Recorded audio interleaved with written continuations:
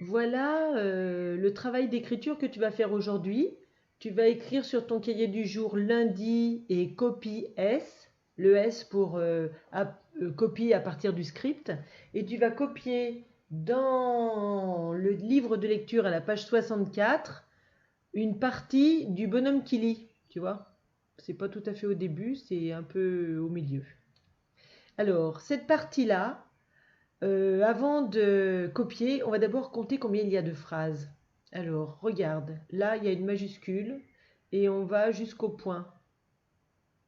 Hop, un point, ça fait une phrase. Ensuite, une autre majuscule et on va aller jusqu'au point suivant. Ah, voilà, donc ça fait une deuxième phrase. Ensuite, une majuscule. Là, il n'y a pas de point, donc c'est pas une phrase. Voilà le point, donc ça fait une troisième phrase. Ensuite, une majuscule et voilà un point, ça fait une quatrième phrase. Et là, on a une majuscule et on va jusqu'au point suivant. C'est là. Donc il y a 5 phrases. 5 phrases à copier. Et donc voilà quelques... Alors, avant de donner quelques conseils, on va d'abord la lire ensemble, cette partie à copier, pour bien la comprendre, parce que quand on copie quelque chose, si on ne sait pas ce qu'on copie, c'est beaucoup plus lent et puis c'est difficile. Alors que si on sait ce qu'on copie, si on a les mots dans la tête, c'est beaucoup plus facile. Alors, on le lit ensemble. À la fin du marché, les paniers sont vides, mais les cages sont toujours là, bien alignées. Titsing mordille son beignet. Il n'a pas faim. C'est comme s'il avait une cage coincée là dans son estomac. Alors quand tu vas copier, tu feras très attention aux majuscules. Il ne faut pas oublier les majuscules au début des phrases. A, le M dans mais, le T de Titsing, le I de il, le C de c'est. Et attention, ne pas oublier aussi les majuscules des prénoms. Titsing, il est en 2 mots, donc les 2 T doivent avoir une majuscule. N'oublie pas les points. Le point après vide, le point après aligné, le point après beignet, le point après faim et le point après estomac.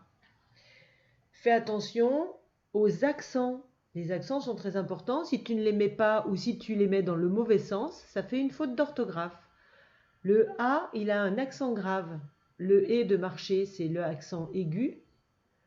Il y a un accent grave sur le A de là, l'accent aigu sur le E de aligné, l'accent aigu sur le E de coincé, l'accent grave sur le A de là.